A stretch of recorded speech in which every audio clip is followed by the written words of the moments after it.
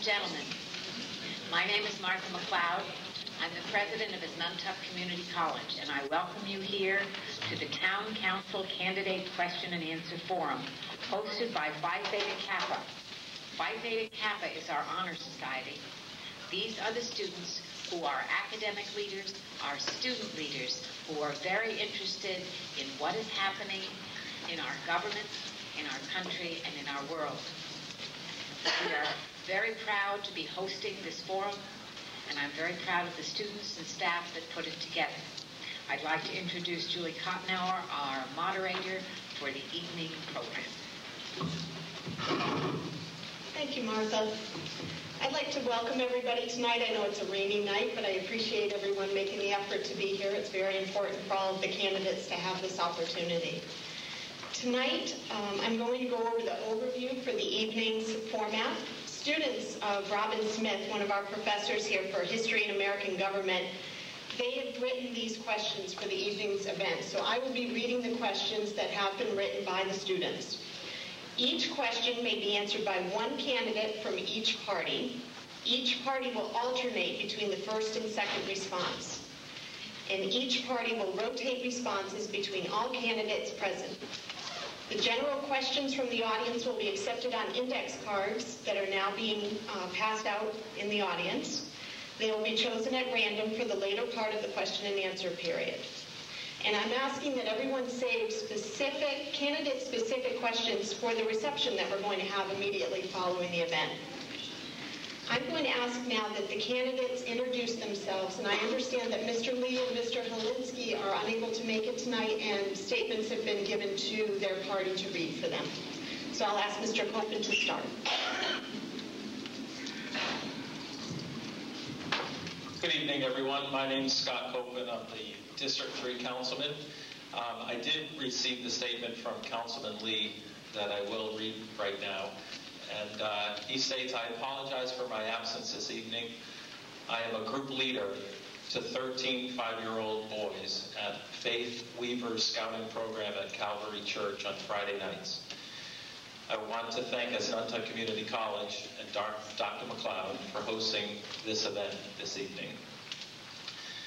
I too would like to just take this opportunity to thank Asnuntuck and Dr. McLeod and all of the students for putting on this forum. It's our first for this campaign. And just a little bit of background. I've been serving on the council for 7 terms or 14 years. The past 2 terms, I've had the privilege to serve as the minority leader. And I've been a lifelong resident of Enfield. I graduated from Fermi High School way back in 1983. I have a real love for our community. We have a tremendous amount to offer our residents. And what I'd like to see over the coming year is we've got challenges that we face with our budgets, with services that we provide to the residents. And I feel I have that experience that I can help the full town council understand the issues, and that together we can come forward with the best resolutions for what comes in front of us. So thank you. Hello, my name is Jason Jones. I'm running for town council at large, and I too would like to thank the staff and students here at Asnuntuck for hosting this forum. Just a little bit about myself. I'm a lifelong Enfield resident. I graduated from Enrico Fermi High School in 1996. Experience in the town, I've been involved with many civic organizations, including the 4th of July Committee. Previously served on the town council, and I currently serve on the Planning and Zoning Commission. My experience formerly on the council and on the Planning and Zoning Commission would definitely help me to be able to lead on the town council in a way that I think will benefit Enfield, and I hope to have your support. Hello, my name is Ken Nelson. I want to thank Asnuntuck and Dr. McLeod also. I am running for council at large. I'm an investor and a real estate broker in the town. I have personally invested in many homes in Thompsonville and put my money where my mouth is, taking the boards off the window, trying to make Enfield a better place for everybody. And I feel I could do a little bit more for the community by representing you here and trying to get the businesses back in town. Thank you. Hello. I would also like to thank Asnuntuck and Dr. McLeod My name is Clem Dumont. I'm married. I've been living in Enfield for almost 30 years. I'm a past president of the Women's Club of Enfield. I graduated from Hartford Institute of Accounting, and I have an associate degree from Nantucket Community College, class of 1987. I remember that very well, graduation. I'm running for town council for District 4, and I believe I have the talent, the expertise, and the concern of the public to make a difference in Enfield. And I'd like to have a voice in local government in order to make Enfield a better community and to make things right for Enfield. Thank you. Thank you, Dr. McLeod. My name is Joseph Bosco. I'm president of Bosco's Automotive here in Enfield. I'm a graduate of Enfield High, and I feel that the experience I can bring the town of Enfield by being a business owner with my brothers will help me lead and produce results for the residents of the town of Enfield. Good evening. It's that command voice, I suppose. I too would like to thank Nantucket Community College, Dr. McLeod, Julie Cotnoir for hosting this event, this forum this evening. My name is Bill Ragnow, for those who may not know me. I'm running for councilman at large. I'm seeking re-election to the Enfield Town Council. I'm a lifelong resident of Enfield whose family has deep roots in the Thompsonville area. I attended Enfield schools. I too am a graduate of Nantucket Community College, class of 76. And I went on to receive my baccalaureate from Western New England College.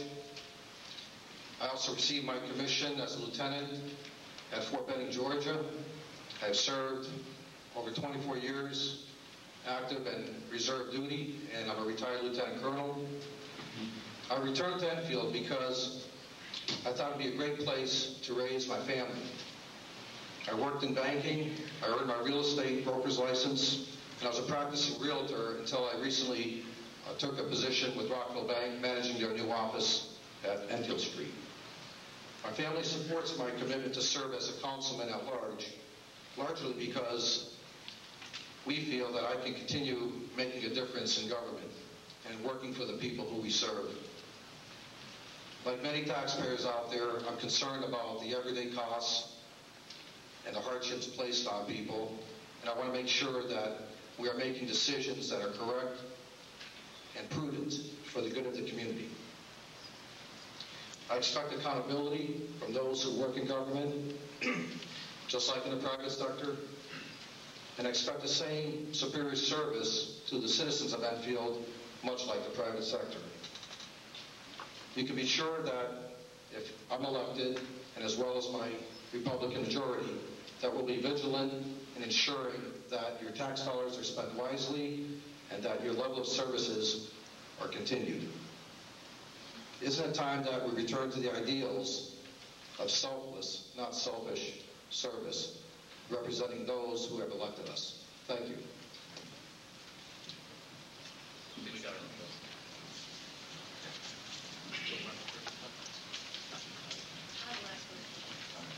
Hi, I'm Brian Peruta.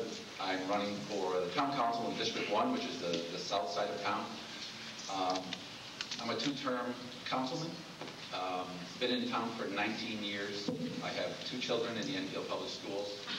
I've taken some classes here at Nantucket, although I haven't graduated, although my wife is close to graduating in the spring. I'm very happy about that. I'm running for the town council again because we've accomplished a lot in at least my 4 years. I'm happy with a lot of the changes we brought about, but there's a lot of unfinished business. We've made promises to certain sectors of the community that we need to keep. Our fire departments, our seniors, and it's no time to quit now and go home. My father used to say when I was a kid, he said, you can't complain about anything unless you're willing to do something about it. So 5 years ago, I started following around the town council and the board of ed. They got kind of sick of me because there were some budget problems and they threatened to slash the school budget. Teachers would go, programmers would go, and with 2 kids in school, it was time to get in the game. It was time to get out off my couch and stop reading the newspaper and watching TV and do something about it, so I did. It's been very exciting, first 2 years on the council are intimidating. They're overwhelming. You don't know what you're doing. You're trying to figure out a $100 million budget. You know, my wife doesn't let me pay the bills at home. And then the next 2 years, all of a sudden you're pretty smart. You start figuring out places where you can add value, where you can help influence things. I want 2 more years on the council. I think what I'll bring now is experience and knowledge. We got a pretty good group of folks over there. We got a pretty good group of folks over here, although some folks couldn't be with us tonight. Doug McSellen, running in District 4. A deputy fire chief, someone who's been in this community all his life. Generations have been in this community. He regrets he can't be here. He's in Florida with his family. Red Edgar, who is the elder statesman of at least our side. Yeah, I believe he's the elder statesman overall. His son is turning 60 tonight, so he decided to stay home and celebrate a very special day with him. So they wish they could be here, but 3 against 7, I like the odds, so I think they'll be good. Thank you, Brian. My name is David Kiner. I'm an Enfield native. I graduated from Enrico Fermi High School. Went to Eastern Connecticut State University, which, from what I understand, is a sister school at that same time. So it's sort of in there with you guys. I received my degree in political science, and I returned to Enfield, where I am running for the town council for the first time. I'm running because I grew up in a household where a commitment to public service and helping others was a standard. And now that I have a job that affords me the time to give back and help the community, I really feel that this is the spot for me. Thank you.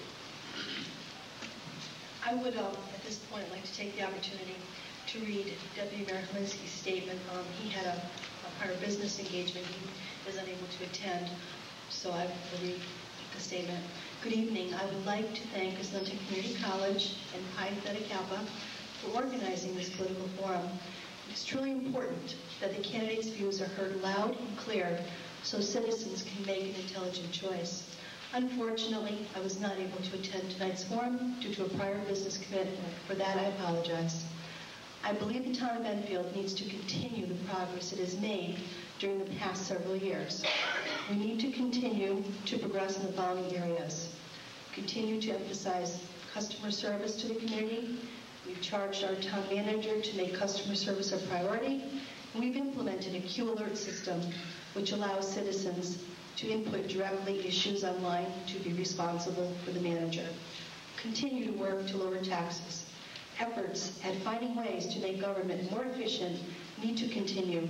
Successes like combining the grounds maintenance crews and IT departments between town and school systems have been accomplished. We need to continue this process. In order to keep the tax rate low, we need to work with our state, local, and federal representatives to bring more dollars back to Enfield. We need to implement a senior citizen tax relief program to help the people who got us here in the first place. Continue to support a strong public safety program. Assure the proper equipment and training is given to the police and EMS departments. Work to make sure qualified fire department personnel are fully integrated into the EMS services we provide. Continue unprecedented cooperation between the Town Council and the Board of Ed. Assure that the Board of Ed receives what they need to provide education for our students and work with them to assure that it is cost effective. Work to help provide a strong early childhood education program. Continue to improve infrastructure in Enfield. Assure the roads program is completed on time and initiate a program to address drainage issues throughout town. Continue to emphasize economic development by finding ways to attract and retain businesses in Enfield. Thank you again for inviting me to present a statement on my views. Don't forget to vote November 6th. Signed, Kenneth Helinski, Deputy Mayor, candidate for Enfield Town Council at Large.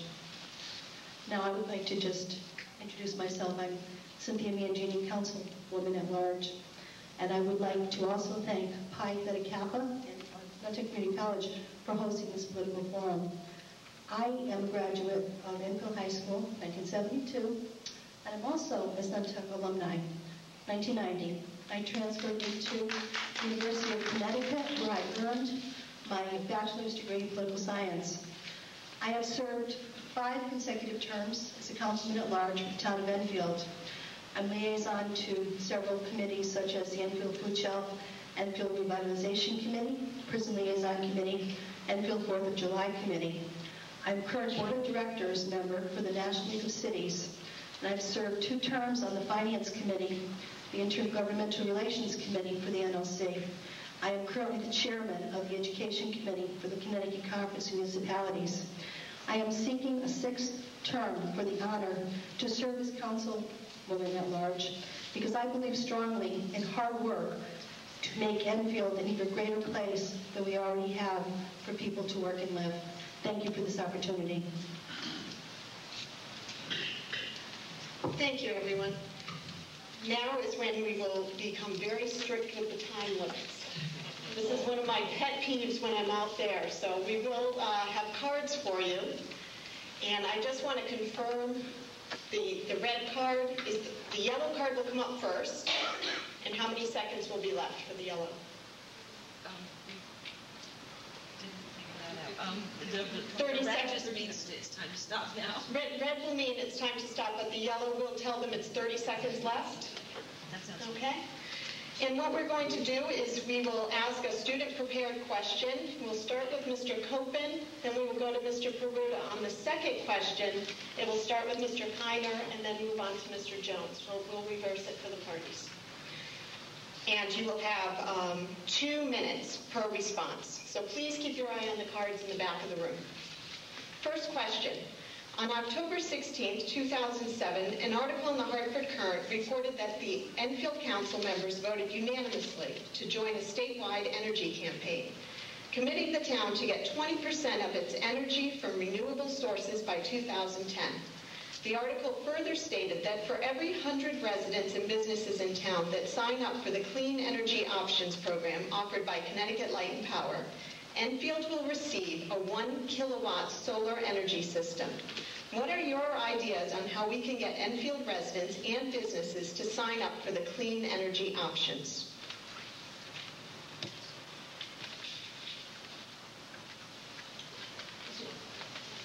I wasn't given the instructions on how to turn this on. Great. Thank you, Julie. Does that work? Yeah, that's working. Thank you, Julie.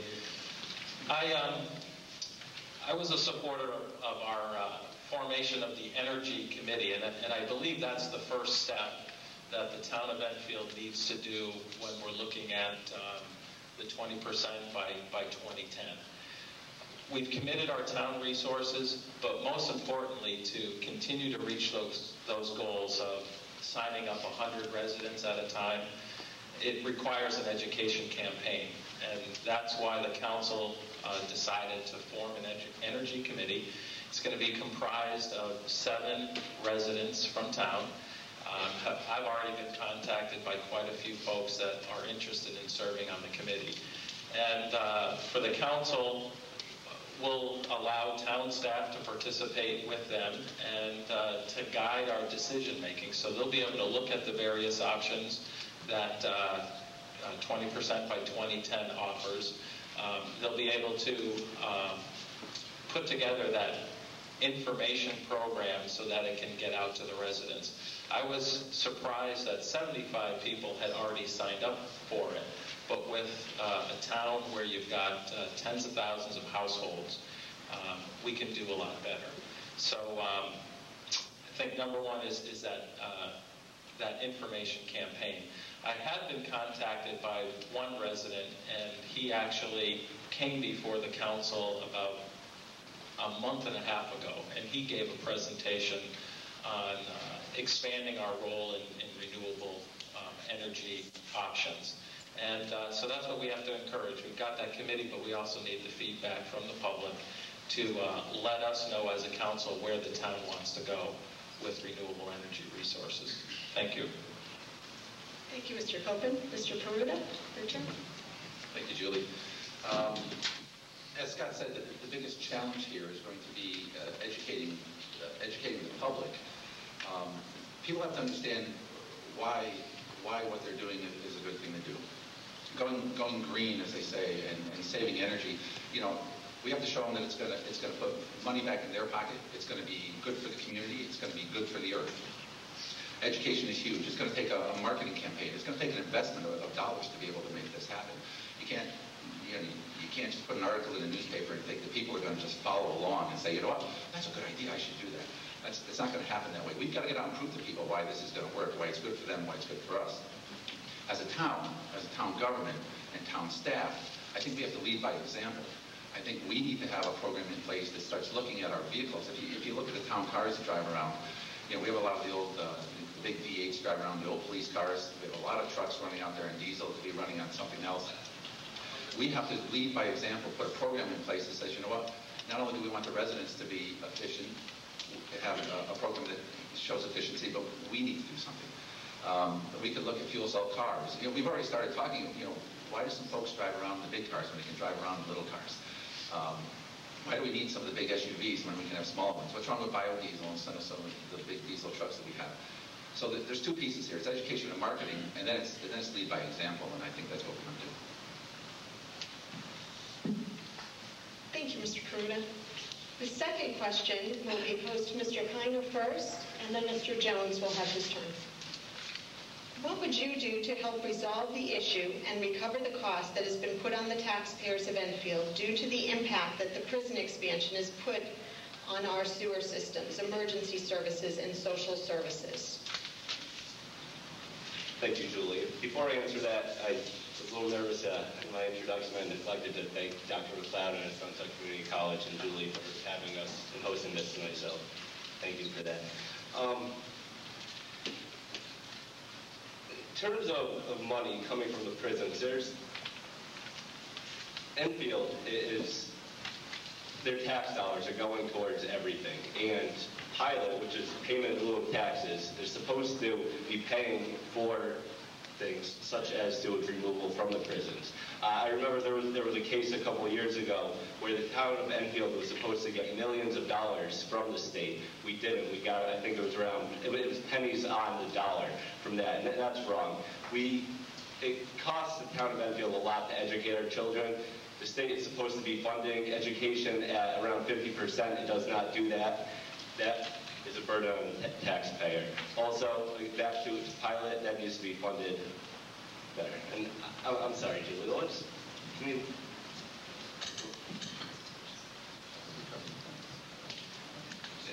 we need to, recovering funds was the question, I'm sorry. We need to recover the funds from the state. Mr. Jones, it's your turn. Thank you. Is it on? Okay. I think first and foremost, we need to make sure that we work with the Prison Liaison Committee and our representatives in the state.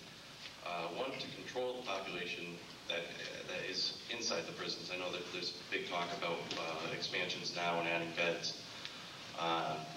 We need to make sure we stay on top of that as a town council, working with Senator Kissel and Representatives Jarmak and Talarita to make sure that there's as little impact to our prisons as possible.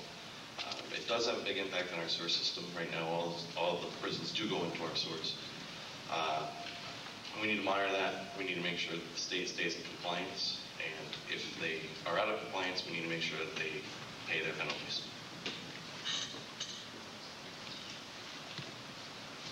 Thank you, Mr. Jones. The next question will go to Mr. Nelson first, and then Mrs. Mangini. I understand that a grant was approved to be used for public transportation for low-income residents who cannot afford to own a car. Where do you stand on this issue, and would you like vouchers to be issued to these people?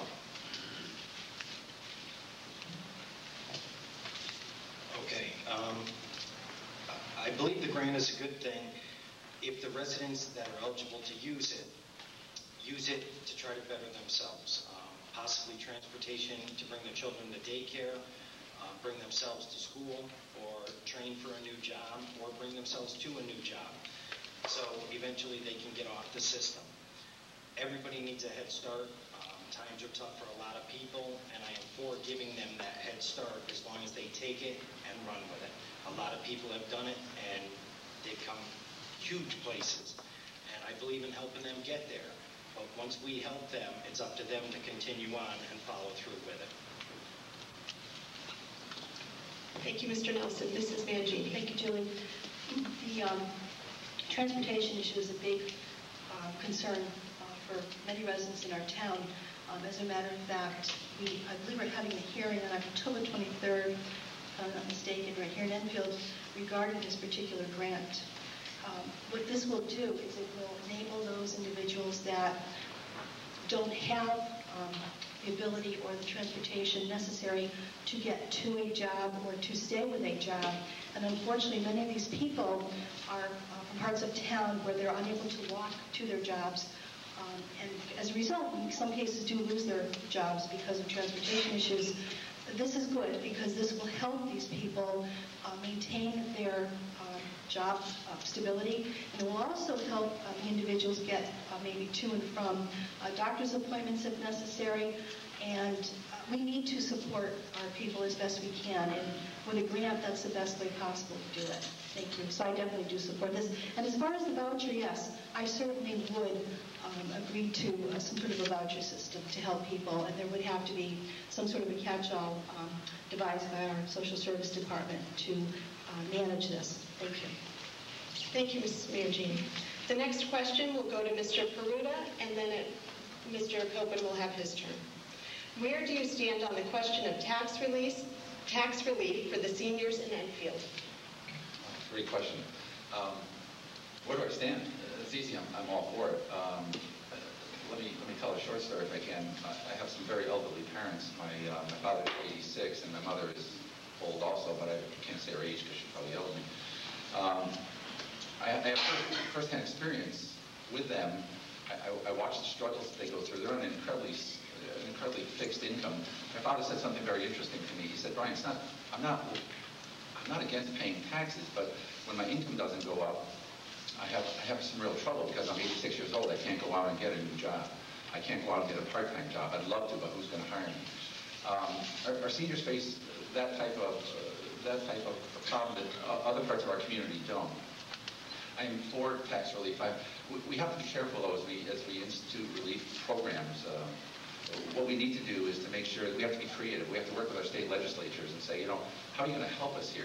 We can't just, we can't undo a burden from one part of society and place it on the rest of society. I just don't think that's fair. But there are ways to do this, and working through the state we can. We currently have a state circuit breaker program. We have a circuit breaker program which does provide some tax relief for seniors in need. The interesting thing about that is that there are people who are just over those thresholds who are suffering just as much as anybody else. Medical costs, fuel costs, it's absolutely amazing what hits them every day. I am for a tax program, but we need options. It can't just be one size fits all. It needs to be things that will fit a greater piece of the senior community. Something that's going to complement our circuit breaker program and help people in the middle, and then maybe some optional programs that people can pick if they want to. But I'm definitely for a senior tax program. Thank you, Mr. Peruta. I made an error. The next question has to go to Mrs. Dumont. Thank you, Julie. It's really good to help the seniors in need. We do have a lot of seniors that are on fixed income, and they have needs where they sometimes have to decide, do I eat or do I pay for my prescriptions? So we do have some seniors, and I feel that they should be helped, especially the ones who are really, really in need, as I said, when they have to make a decision of where they're going to spend their money. But then we also have to think about our working people. We have working families in Enfield that are struggling, that have to put their children to school, and they have to have daycare, and they have lots of expenses. And I feel that we should have an equitable tax program for everyone, fixed taxes to take everyone into consideration, and an across-the-board tax relief so that we are not hurting one segment of the population just to help another. We should try to strive to help everyone. Thank you. Thank you, Ms. Dumont. The next question will go to Mr. Bosco and then Mr. Kiner. I know that the Board of Education's money is allocated by the Town Council. What is happening in the area of education funding? This comes from the students, so I think that maybe you would want to answer what you would like to see in that area. Well, I believe that actually that's why you elect the Board of Education or school board. They're the ones that really should be in charge of the budget. I do believe the town council should, along with them, look at things to make sure. The schools may need more money. They may not need as much money. We need to go down their budget line by line, find out exactly where they stand, and either give them or reduce their budget. But no kid should go without a good education or lose any kind of program as long as it's needed and they're not wasting their money.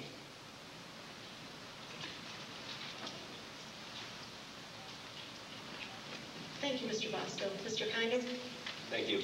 I touched on ECS before, the Education Cost Sharing Program, and the state not funding it properly. And that's going to go back to the property taxes that Enfield pays. And I wish I had a chance to answer the senior tax relief program too. That's one of my biggest priorities. Also would help out with that if we got our fair share of funding for education. We need to prepare our children for college and for the workforce if they don't choose to go down the path of going to college. And also businesses are looking for well-educated students in a town where there's a good school system to come to. That's going to also help our tax base. We need to spend money and invest money on technology for our school system. So, in general, I strongly support education, funding it fully, whatever the Board of Education asks of us. And again, first-class education system will bring business to our town. Thank you. Thank you, Mr. Kiner. The next question will go to Mrs. Mangini, and then Mr. Ragnar can respond. There's been a dispute within Enfield about allowing emergency medical technicians from the fire department to answer medical calls as first responders in addition to the EMTs who work with the Enfield ambulance service that utilizes Johnson Memorial Hospital. Do you believe that the Enfield Fire Department should be included in such services? Why or why not? Thank you, Julie. I absolutely do believe that the Enfield Fire Service should be involved. They should be mutual aid at whatever chance they have to offer. We currently have a program with Johnson Memorial Hospital where our director, Dr. Bazile, is in the process of working out the minor details with our fire departments to work some sort of a pari-mutual aid program to bring the fire people on board. We have to remember that the fire people are trained paramedics. They are there when they need to be.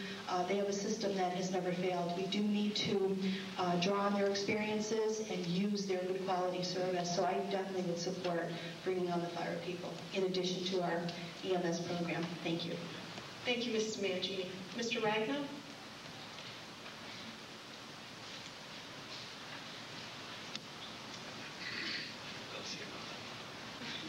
Oh, time's up.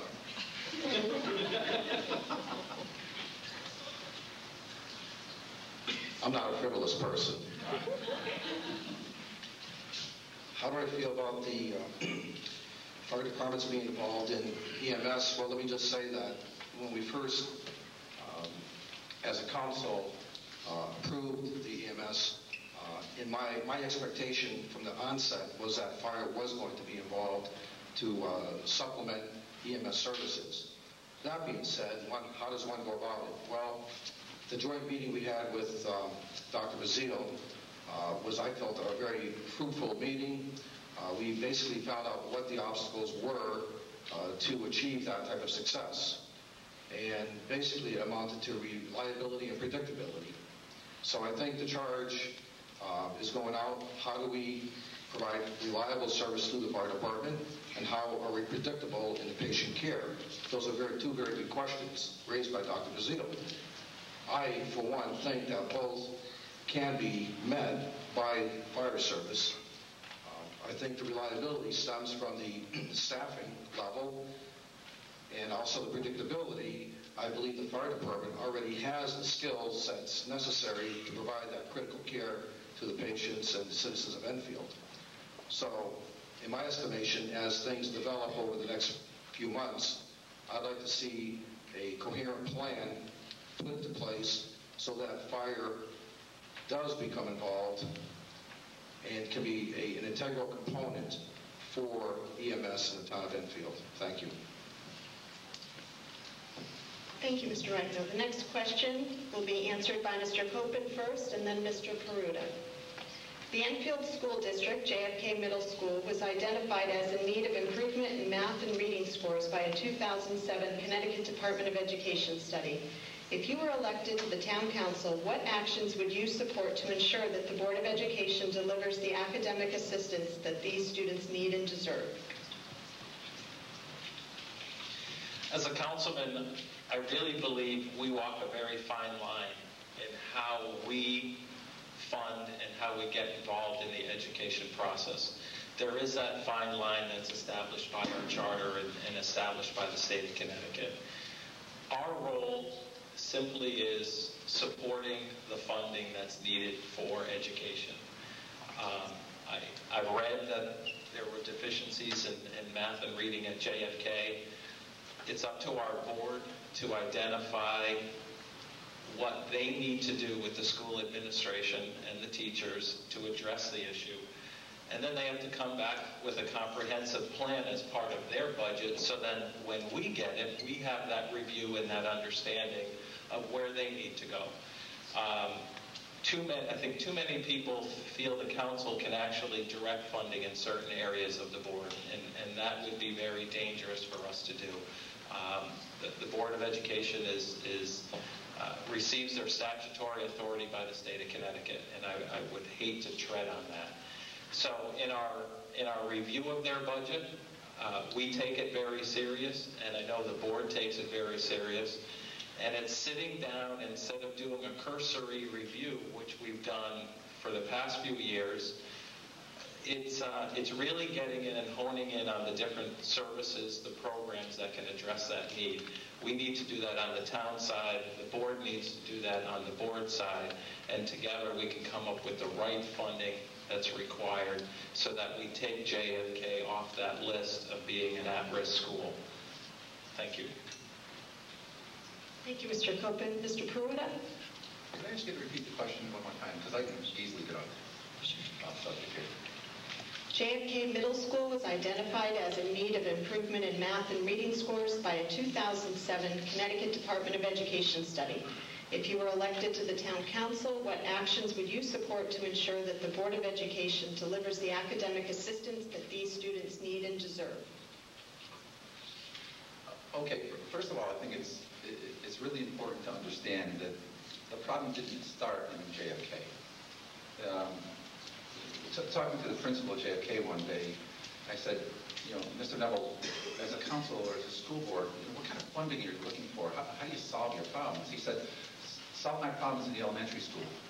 So when kids get to my school, I have fewer problems. I have more manageable problems. Now, if you look at the elementary school, they don't start there either. We've made a commitment in town to early education. Education really starts at home when you have a baby, like it's standing there in the back. It starts in daycare. It starts in preschool. If we're going to improve scores, if we're going to improve test scores overall, we have to really start looking at the beginning of the process. We have to start with the early education efforts. Put the kids, get them a solid foundation to start school. Put them in a position to succeed. Now, we can talk about budgeting. We can sit with the Board of Education, and we can ask them, to talk about priorities and talk about funding and how much money do they need and what they're going to use it for. But like Scott says, we really have no authority over how they spend the money. All we can do is allocate the money.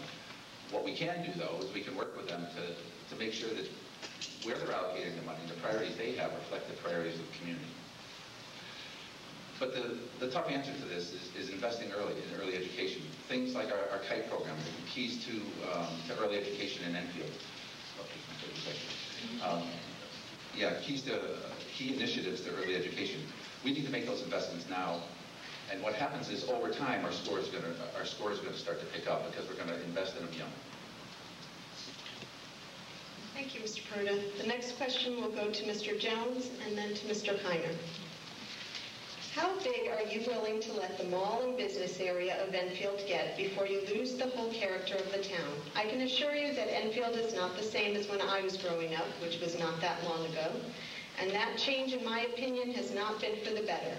With the addition of all these businesses, why have the taxes gone up significantly in town? The way I see it, there are more losses than gains in this town. With this increase come major problems as more people move to the area to fulfill the job needs. We also increase traffic, drugs, etc. When is enough going to be enough? Just writing down some of those so I can address them. Give me one second.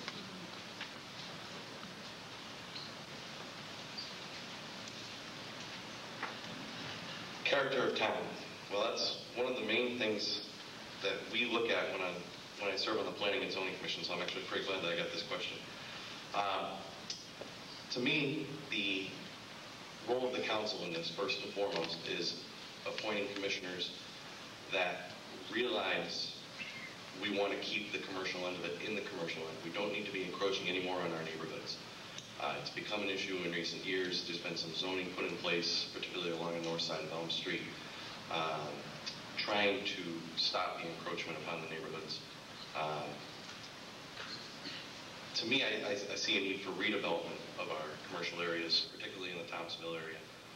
To me, there's a very unique opportunity down there to bring back what used to be. With the right goals and the right vision on the council, I think we can certainly do that. I happen to think I'm one of the people that, along with the rest of this team, that can bring that along.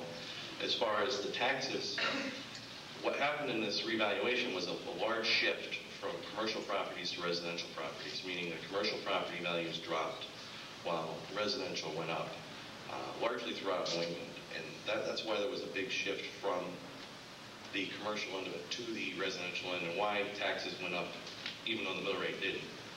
To me, taxes are taxes. Mine went up 14%. It was a tax increase. I don't think it was called for. I think there was more that could have been done. I think this team is the right team to make sure that we can keep taxes in check in the future. And along with the redevelopment of commercial properties, bring our grand list up, help to keep things in check. Thank you, Mr. Jones. Mr. Heiner? You know, as an Enfield resident, I noticed the traffic too. And I'm glad you did ask Jason that question. I know that he does sit on P&Z, and I was going to reference planning and zoning in my answer. They do allow, well, approve or deny applications that come to town to build. I agree with a lot of the ones that are coming in. We're building our tax base when businesses come to town. We've brought in business like Mass Mutual, Precision Camera. How much is enough?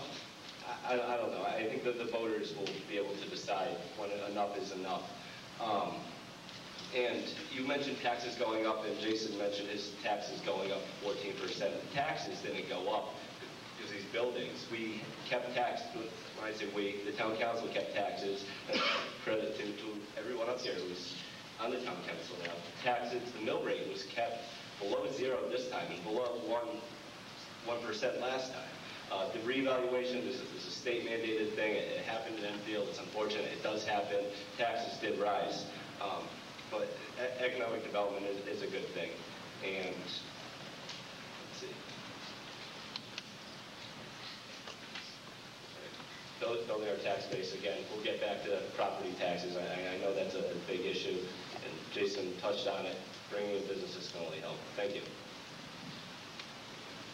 Thank you. This next question will go to Mrs. Mangini, and then it will go to Mr. Nelson. What is your position on people obtaining affordable housing? Thank you, Julie. As a realtor, I'm going to try and answer that. I think it's very important that people do have the opportunity to attain affordable housing. Unfortunately, there is no affordable housing in our town or many towns here in Connecticut. I know that the federal government is working on programs and plans to help fund, to help through the mortgage industry, through the banking industry, so people are able to afford homes. It's pretty dismal currently, but we are looking for a brighter future, and I certainly would support affordable housing, but we do have to work toward that, and working with our state and federal government is the way that we're going to have to achieve that goal. But right now, we don't have much affordable housing, needless to say. Thank you. Thank you, Mrs. Mangini. Mr. Nelson? Okay. Affordable housing in Enfield. For the second time I've been asked this question.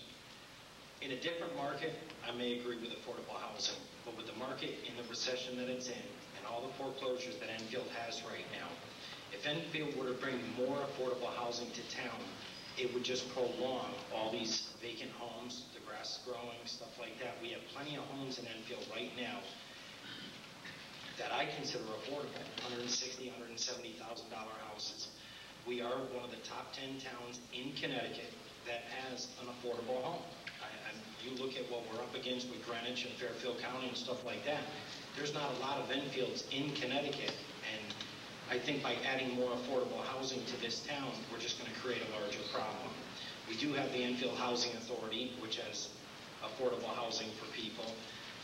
And like I said, with all those vacant homes, if we were to create cheaper homes, newer homes, why would somebody choose to buy an affordable, or to buy a foreclosure when they can get a brand new affordable home?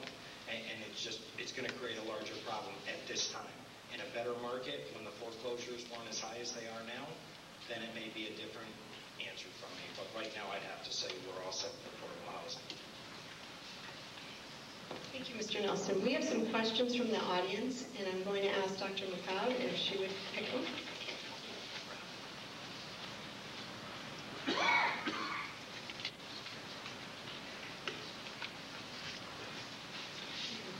This question would go to Ms. Dumont. With the amount of new construction in town, how will the town compensate for the water level increases in areas that now have drainage problems? An Amherst University professor made a documentary stating oil will be depleted in... Oh, I'm sorry, those are two separate questions. So the question is, with the amount of new construction in town, how will the town compensate for the water level increases in areas that now have drainage problems? Thank you, Judy.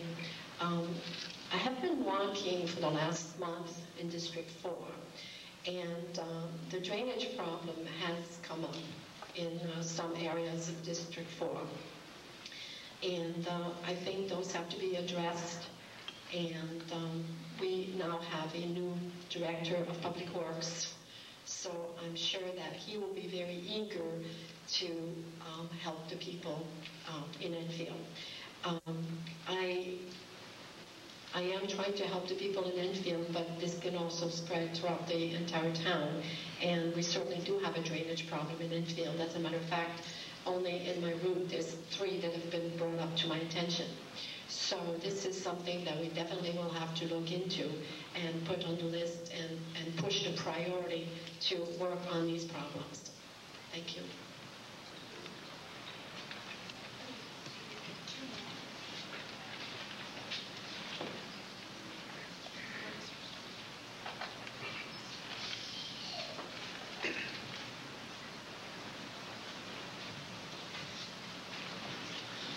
This one would go to Mr. Bosco, or to Mr. Peruta first, and then Mr. Bosco. How would a tax freeze for seniors in Enfield be implemented without increasing taxes to the rest of the community? Please explain.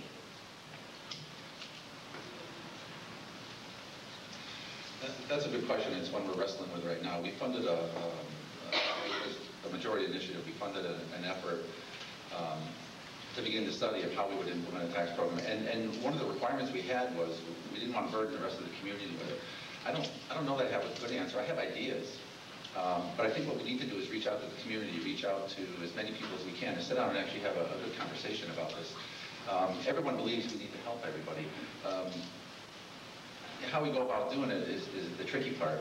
I think we have to reach out to our state legislators. We have some programs that are we have no option to change. There's a circuit breaker program that says if you're within certain thresholds, you can get a certain abatement on your taxes. But there's a number of other people out there who need our help anyway. And I think the thresholds are actually artificially low. The first thing I'd do is I'd be talking to our state legislators, our state reps and our state senator, and say, what can you do to help us? You have to do something at the state level and untie our hands and let us be more creative at the local level. I think we have opportunities out there. Someone on the council one day and said, I've got this program perhaps, which is similar to a reverse mortgage. What do you think about that? I didn't know if it was a good idea or a bad idea, but I liked it because it was an interesting idea that we could have some discussion on. Unfortunately, I don't have a great answer for this because I don't know all the answers to this. I don't know that I'm smart enough to do this, but I know as a group we could sit down and we could figure this out. But the requirement is, let's not burden the rest of the community. If we can help some without hurting others, that's the goal. That's the ultimate goal. Thank you, Mr. Peruta. Mr. Bosco? That's one. I don't need a mic. I think, hello? Okay. Thank you, Frank. Actually, I don't really, I believe that the seniors need some assistance with their taxes, but more importantly, I believe that everybody in the town of Enfield needs a tax break. We need to go line by line on the budget and check every nook and cranny, just like any other business or resident. Everybody in this room is working with less money. Their taxes, their utilities, everything in our household are raising. But we all are taking back the same money or even less. And you still find a way of making your ends meet in your house. And that's what we need to do in the town. We need to go line by line and just look at everything. The stuff that need the money, give it to them. The stuff that doesn't need money, and stop the waste. There's a lot of waste in the town, I can tell you. And we just need to cut waste and cut everybody's taxes. Everybody's in the same position. Not only the seniors, but you also have the young families trying to make a start. Thank you, Mr. Bosco. I think we can do one more question, and then we will close this.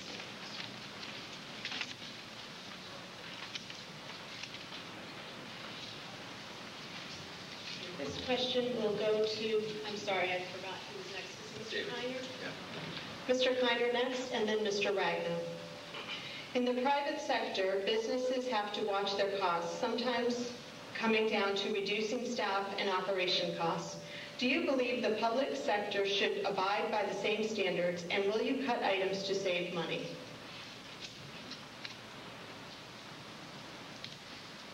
That's a good question, Julie. I think everybody wants to save money, and the town is supposed to be run like a business. I've heard a few times from that table mentioning line-by-line items. I would like to know which line item they would like to cut. Everybody would like lower taxes. I don't know if they want to cut adult daycare or our school or classrooms will have a larger size.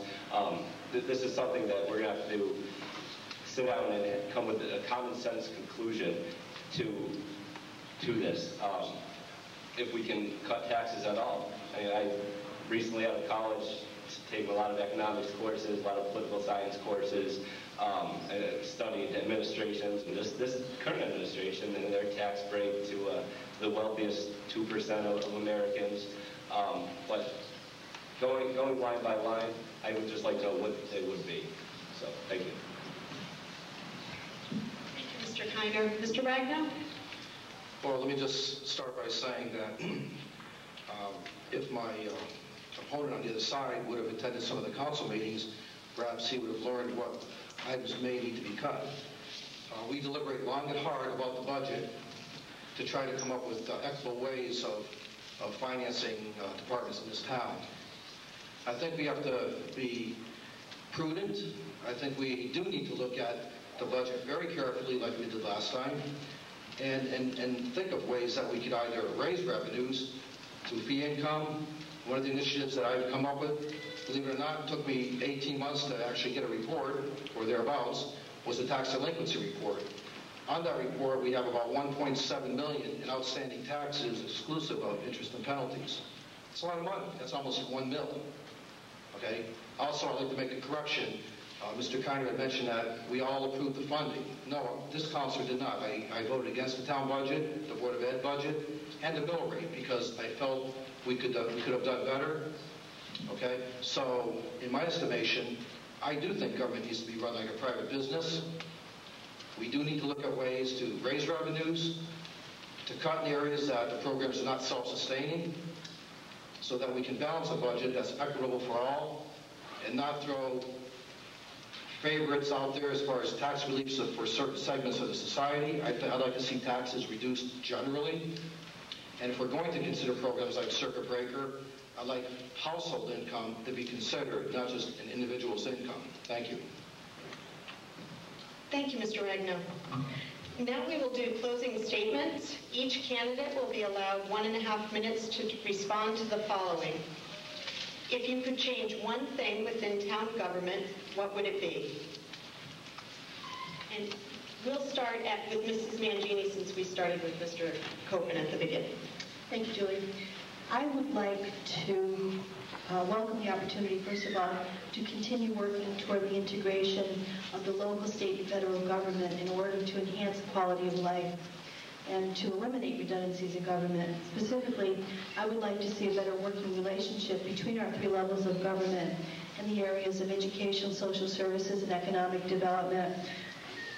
My belief is that if we work together in a unified fashion with our government, we'll be able to address issues such as property tax reform, which is probably one of the bigger items that our state of Connecticut is facing. There are other states, Indiana is one, and Iowa, that are also facing property tax reform issues. That would be one thing in government that I would like to address. Thank you. Thank you. Yeah.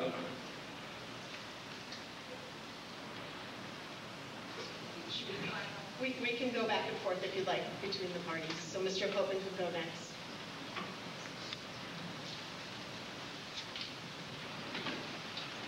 One thing that I'd like to change, and I come at this as a different perspective, and I look at it as the way the council functions as a collective body of 11 members.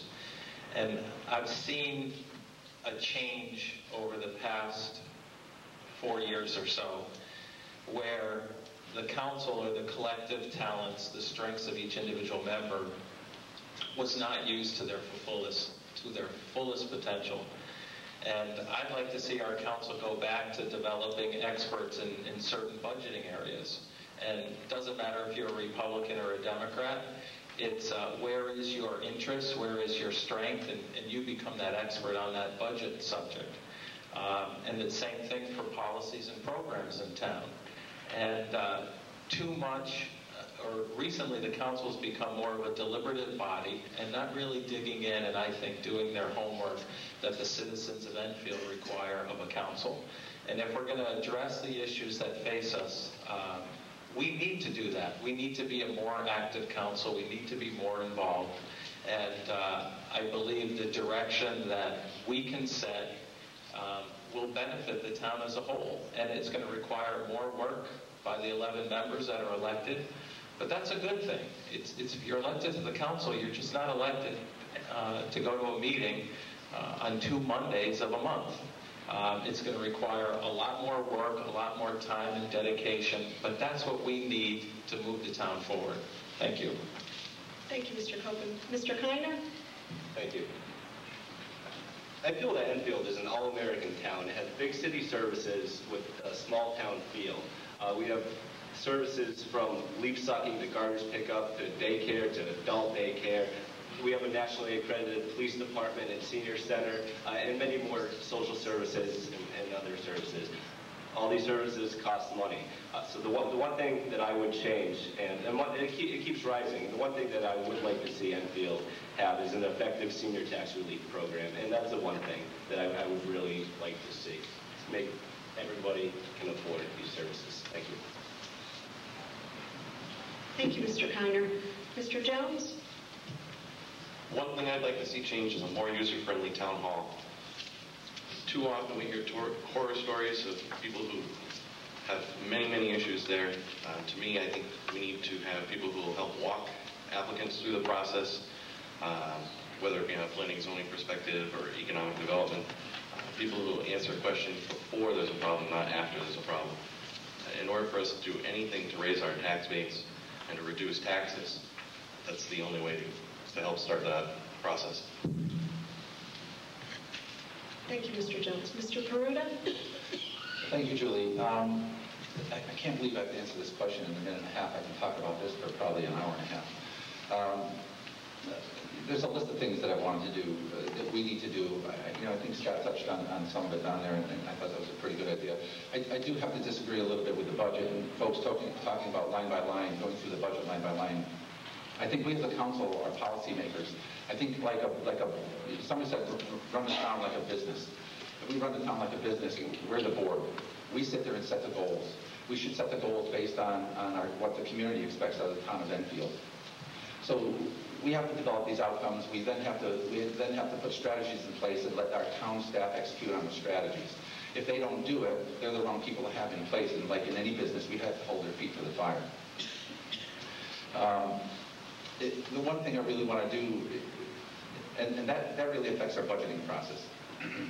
When we put our budget together, going line by line is kind of a silly thing. You go through it, it's pages and pages and pages. And we're talking about $10 here and $20 here and $700 there and a $115 million budget. I expect our town manager to come in front of us with a budget that's reasonable. Not one, in my past 4 years, the town manager has always come in with something that's overinflated. It's like handling for a car. You know, this will cost us 1.75 mil. They know we're not going to do 1.75. They know we want to commit at a certain range. The one thing I really want to change is our approach to all of this. It has to change. We're doing old government stuff. We need to be different. We need to be more like a business and like a board of directors. Thank you, Mr. Peruta. I knew you were going to do this to me. I promised. Mr. Nelson. The first thing I'd like to say is, if there was one thing I could change, it'd be your question. It said, if there was one thing I could change. That's the problem with the town council. There's been too many eyes on the council. It's we. We need to work together as a team, and we need to change things. But if there was a second thing that I would change, it would basically be the EMS situation with the fire departments. For 4 years, we've heard about how certain people are going to make it right. Those are the people that created this situation in the first place.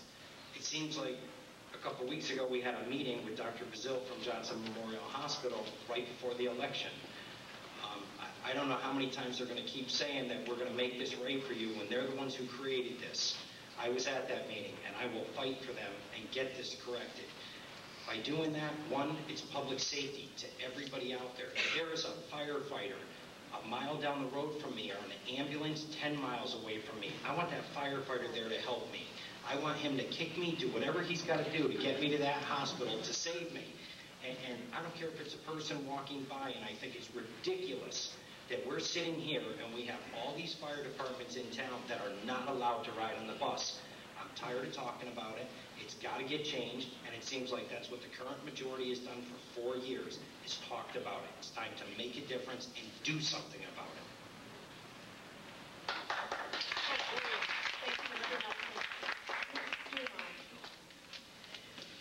One thing I'd like to change would be to improve communications within our local government. Communications between various departments, between the departments and the town council, within the town councils, so that we can make intelligent decisions, so we can make decisions for the best interest of the people, of the taxpayers. Also, I would like to improve the communications with the residents of Enfield. They're our taxpayers. I'd like to listen to their ideas, their concerns, their opinions, their issues, and then act upon these, do some research, work with them, try to solve their problems, and try to resolve their situation, and then make things better and make things right for the town of Enfield. Thank you. Thank you. Mr. Bosco? Yes, I would like to change the way business is done at Town Hall. By starting with all the department heads and making them responsible for everything, they can find all the waste for us. We don't actually have to go line by line. They know where the waste is. We have to be more business friendly, to be able to increase the tax base, and we need to have the people at Town Hall treat us people and the residents of Enfield like customers. We would not accept the way that we get treated in Town Hall if we went to go buy a piece of something at a store. You wouldn't put up with the stuff that you have to put up with down there. And one thing I do have to disagree with Brian is, I don't know about your household, but I have to start making it 50 cents at a time. I have to find every little nook and cranny to save whatever penny I can to make my ends meet. So yes, I think line by line and looking under every rock to see where that extra dollar's hidden is the way to make it. Thank you.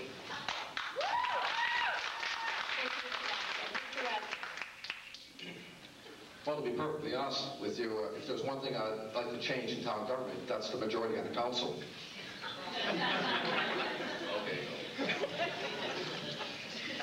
Seriously, folks, I think it really comes down to a different vision of what needs to be done.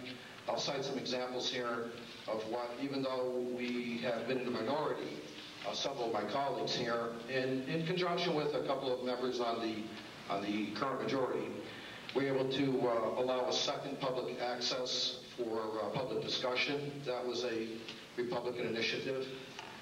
We're able to basically kill the $750,000 dormer on the town hall. That was an atrocity. When you look at it and you scrutinize it, it was only 1,000 square foot, so we're able to save the taxpayers quite a bit of money there. And actually, we really need to look at our litigation costs. I mean, we're looking under rocks to try to save a few cents here and there, but honestly, if you really look at how much we're paying in litigation in this town, there's some real savings to be made there. What I would offer, if we gain a majority, is I would like to, on any commission, I'd like to make sure we have attorneys present. I'd like to have any adverse decisions to townsfolk or people coming before those commissions, a collaborative effect with the attorneys and the representatives of those commissions to make sure that our decisions are rooted in fact and not politics, so we can save money in town by not having to go to court repeatedly. Thank you. Thank you, Mr. Ragnar. I'd like to thank everybody for participating tonight. And before you all leave, they're actually going on tour next week for the youth vote. So I wanted to give out some dates if you wanted to go out and see them again and ask questions. Meet the Candidates Night is going to be held Monday, October 29th from 6 to 8 at the Senior Center on Elm Street. On Monday, October 22nd, there will be a question and answer forum with the town council candidates at 7 o'clock at Enfield High School in the auditorium. And the Enfield High School Students and Social Studies Department is sponsoring that. They will also be, the Board of Education will be answering questions on Tuesday, October 30th at 7 o'clock at Fermi High School. And Fermi High School students in the Social Studies Department there are sponsoring that. There's also one other event on Thursday, October 25th. It's at 7 o'clock at Henry Barnard School, and it's sponsored by KITE, which is Key Initiatives to Early Education, and those will be issues surrounding early care and education in Enfield. So I encourage everybody to go out and to hear more from the candidates. And right now, I'd like to invite you all to adjourn out into the hall, and we will have refreshments, and you can speak to the candidates one-on-one. And again, I'd like to thank all of them for attending tonight.